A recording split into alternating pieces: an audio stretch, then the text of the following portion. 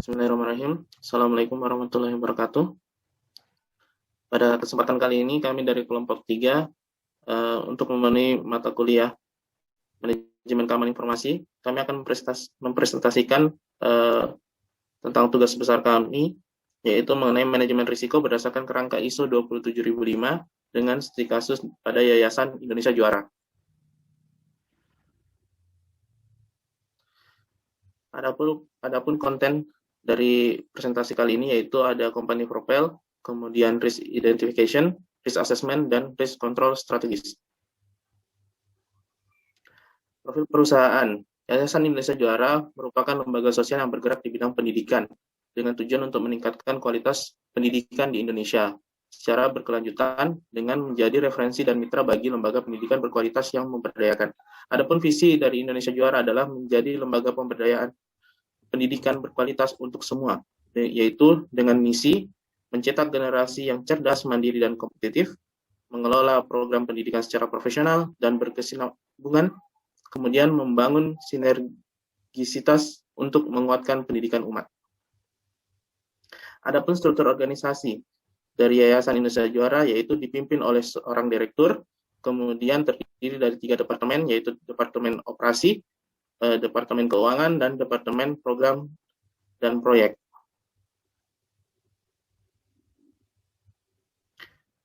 Adapun fungsi bisnis dari perusahaan ini yaitu ada 5, yaitu manajemen keuangan, manajemen program, manajemen beasiswa, manajemen sekolah, dan manajemen pelaporan.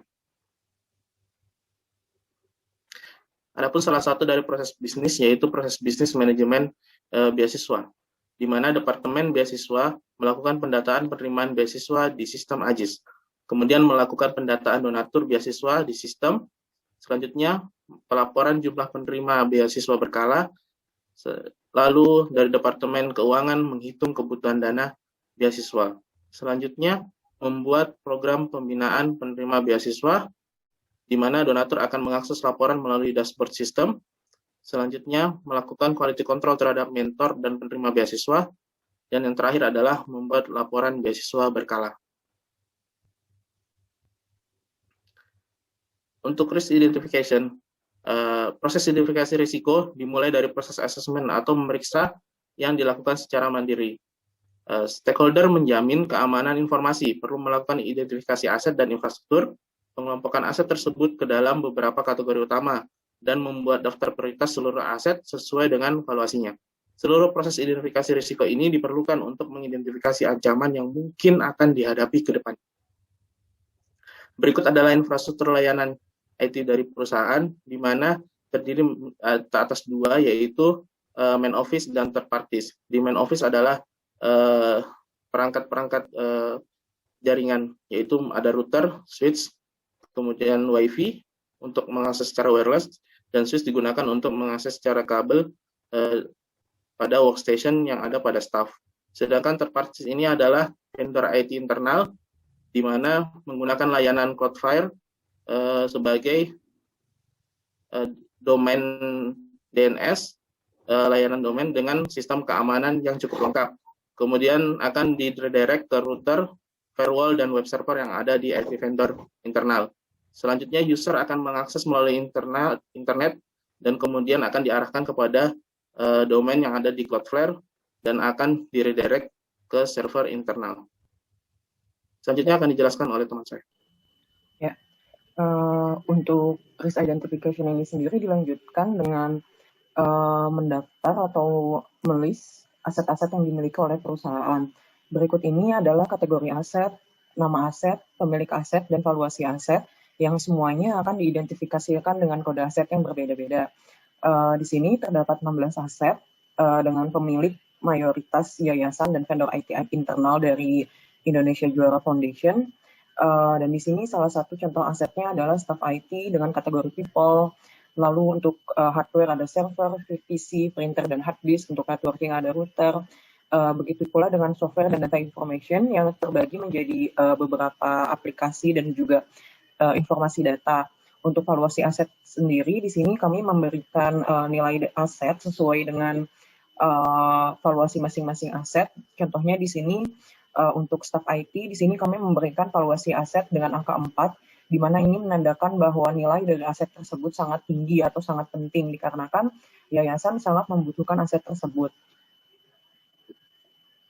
Selanjutnya, daftar ancaman. Daftar ancaman ini dibutuhkan untuk mengetahui ancaman-ancaman apa saja yang dapat diterima oleh perusahaan dari daftar aset yang telah dikategorikan sebelumnya.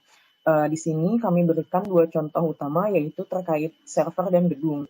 Untuk server sendiri, di sini terdapat beberapa ancaman seperti kerusakan server down, user yang tidak bisa mengakses seluruh website, atau juga kehilangan data dengan sumber ancaman yang berbeda-beda, seperti petir, hilangnya pasokan listrik, debu atau kotoran, kurangnya SDM pemelihara.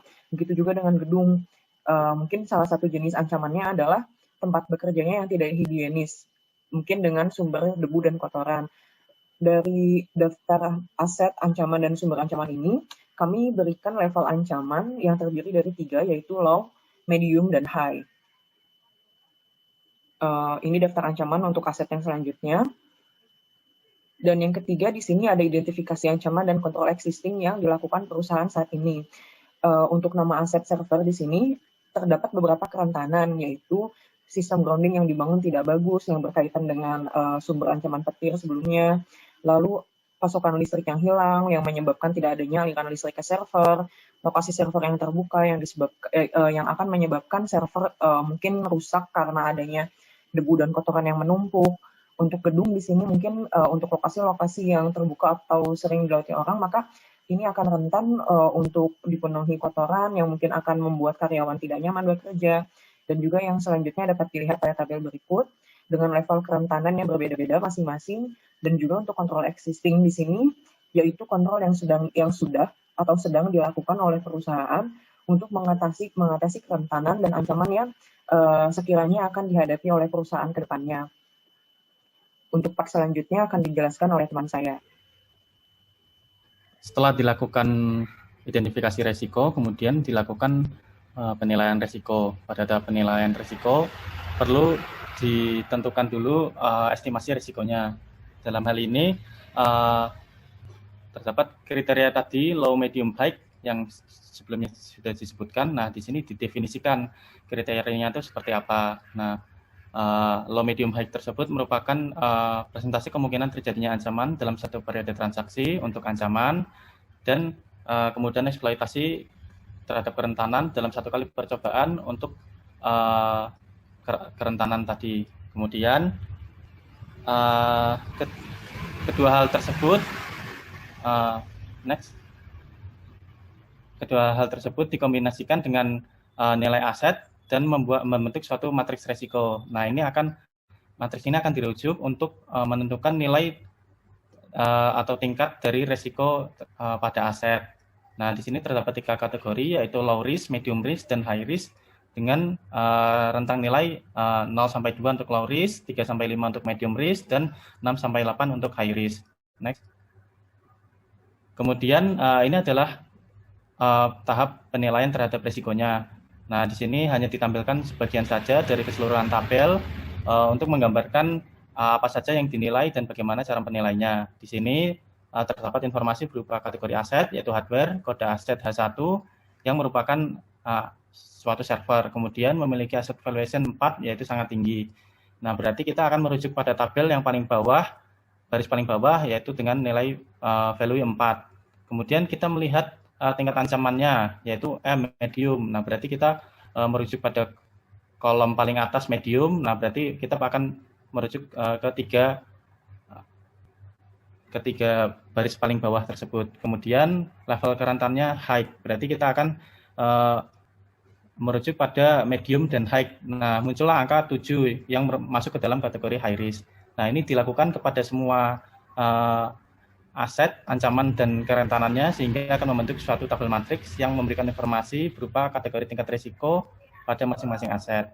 Kemudian, next, dilakukan pemetaan terhadap risiko.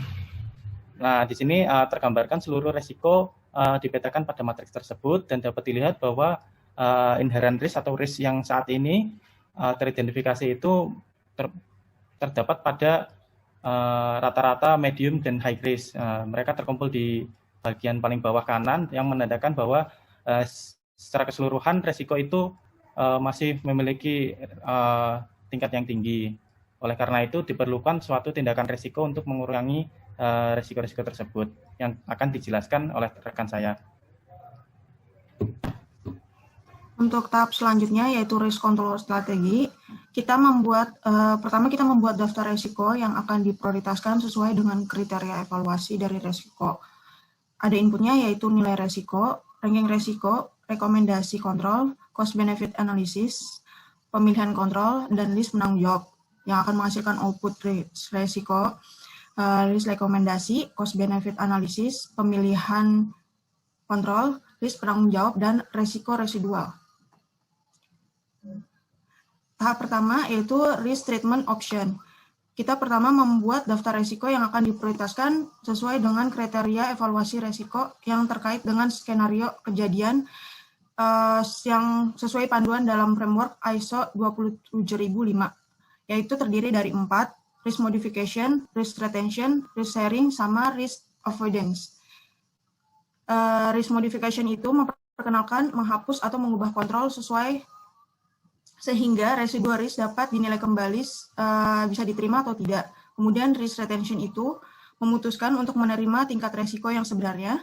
Risk avoidance, pembatalan atau modifikasi suatu aktivitas atau serangkaian aktivitas yang terkait dengan resiko. Yang terakhir, risk sharing, yaitu keputusan untuk berbagi resiko dengan pihak eksternal, yaitu ada 2, insurance sama outsource. Next. Nah, kemudian kita melakukan risk treatment plan. Setelah keputusan risk treatment option diambil sebelumnya, kita menerapkan keputusan ini yang harus diidentifikasi dan direncanakan.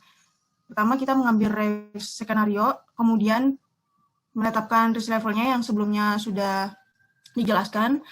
Lalu di sini ada trade option, yaitu tadi avoid, retention, dan sebagainya, ada 4 itu.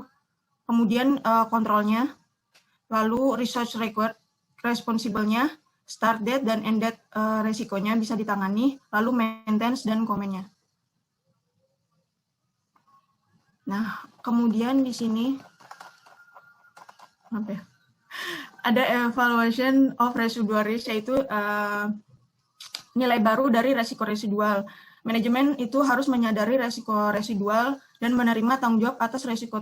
Nah, di sini skenario, terus ada risk value-nya, ada nilai 7, control value-nya 3, dan residual risk-nya. Jadi risk value dikurangi control value menjadi residual risk. Selanjutnya akan dijelaskan oleh teman saya. Terima kasih. Tadi kita udah melihat, udah ada 2 dokumen yang telah kita selesaikan. Yang pertama yaitu dokumen kontrol rekomendasi, yaitu rekomendasi apa yang akan dilakukan, terus sama ranking setiap risikonya. Tetapi ada satu tahapan yang perlu kita pertimbangkan, yaitu risk exception. Setelah kita mengasih 2 dokumen tadi ke pihak eksekutif, dia akan menentukan apakah risiko itu dapat diatasi oleh perusahaan. Jadi perusahaan akan melihat kapasitas perusahaannya. Jadi sifat dari risk exception ini adalah opsional. Jadi jika diperlukan akan dilaksanakan. Dan ini tipenya short term, jadi waktu pengerjaannya singkat. Selanjutnya. Jadi ada 3 tahapan. Pertama, risk treatment plan exception, yaitu dari risiko tadi akan dihitung nilai manfaatnya. Misalnya dia komplain terhadap rekomendasi yang pertama, yaitu pembangunan ground. Jadi pihak kita akan melakukan analisis untuk mengukur nilai manfaat dan biayanya. Setelah itu residual risk acceptance. Jadi setelah itu kita analisa, kita kasih solusinya, maka itu harus dibuat tindak lanjutnya. Tindak lanjutnya itu berupa peraturan sehingga itu masuk ke daftar rekomendasi. Selanjutnya. Seperti contoh, ini adalah cost benefit analysis. Jadi tadi ada sistem grounding yang tidak bagus. Itu secara kerentanan itu tinggi, tetapi masalah utamanya itu adalah cost biaya. Cost biayanya itu sangat tinggi. Anggap kalau di gedung utamanya aja itu di 3 lantai, biaya instalasinya itu sekitar 60 juta. Itu belum termasuk penangkap petir. Jadi kalau dilihat dari nilai manfaatnya sangat penting untuk memperpanjang umur dari perangkat elektroniknya. Strategi kita itu untuk melokalisasi. Jadi yang atau groundingnya itu khusus untuk wilayah networking dan servernya. Dan kita harus menentukan strateginya yaitu di reduce. Jadi kita menurunkan risikonya sehingga di tingkat medium dengan strategi kita melakukan khusus di ruang server dengan kita kasih tupoksinya atau penanggung jawabnya yaitu divisi tim servernya. Selanjutnya kita dapat mengambil kesimpulan. Tadi kita udah menghitung aset kita jumlahnya adalah 16, nilai asetnya 3 dan 4 berarti sangat berharga.